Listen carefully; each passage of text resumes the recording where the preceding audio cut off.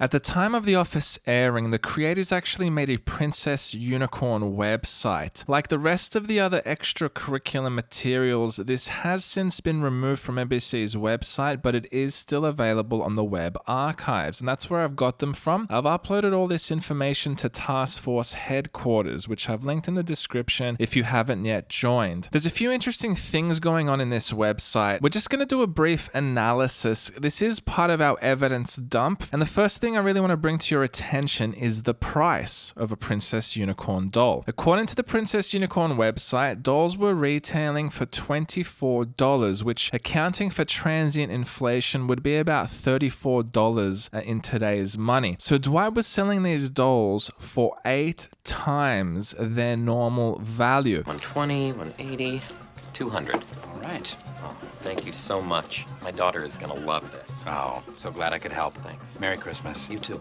In the first scene we see the dolls, we can see that he's carrying 14 of them, and then in this talking head we can actually see another 16 dolls. Now I'm unsure of the total number of dolls that he purchased at this stage. However, for the purposes of this brief analysis, we're going to assume that he had 30 dolls to sell. He was selling the dolls for $200 each, so that's an investment amount of at least $750 to purchase the dolls, and a gross sale amount of $6,000. A minimum profit of $5,250. That is not a bad day's work at all. Fa la la la la la la ka-ching. And obviously we haven't accounted for inflation there either, so he's really had a killing of a day here with the Princess Unicorn dolls. The other interesting thing is next to the prices, we actually have a drop-down menu. Now this is an image that I'm showing you, so I don't have the drop-down menu working, but if you go to the web archives, you can see the drop menu still does work, and the dolls were available in a small, medium, and a large. Now I know they're female dolls, but I can't help but feel this is somehow penis related, and that the size options are more related to the horns than the dolls themselves. Those following the investigation closely will know that we've covered the significance of penis size in a number of videos. There's a video called Pencil Equals Penis, where the pencils are symbolic of penises in the office, and we also have the lengthy overview on the Bob Kazamakis Sex Investigation Squad, where we also discussed the significance of penis size and how it forms a central pillar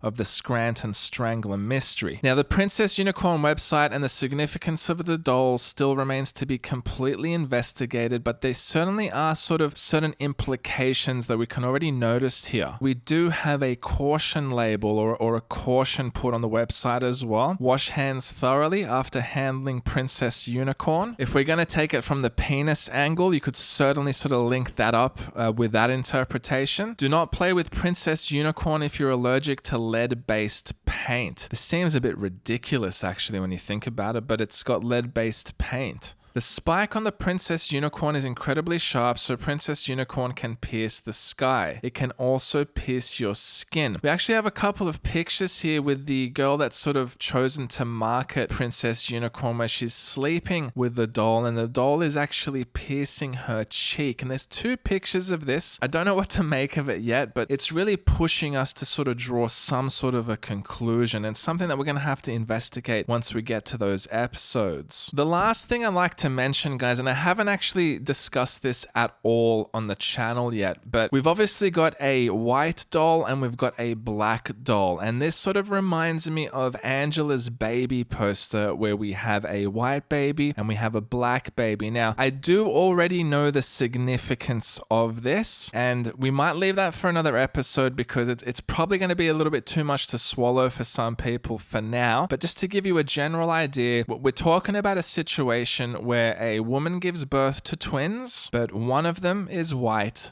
and one of them is black. And obviously there are strong implications around infidelity and promiscuity, as unlikely as it might be for that to actually occur. Now, for those of you who are not familiar with this concept, I'm not actually sure how you pronounce this correctly. I am a native English speaker, but it's a first for me. It's known as super fecundation twins. I'm not quite sure if that's correct, but nevertheless, it is possible for a woman to fall pregnant with 2 different men in a short period of time while ovulating. It's possible for both men to impregnate her separately. In this case, 2 different sperm impregnate 2 different eggs. And a 92 study found that superfecundation twins, or superfecundation twins, that probably sounds a little bit more PG rated, were at the root of more than 2% of paternity suits in the United States involving twins. As unlikely as it might be for that to actually occur, that is a part of the mystery. And it actually changes lines like this one. Shut up about the sun! Shut up about the sun!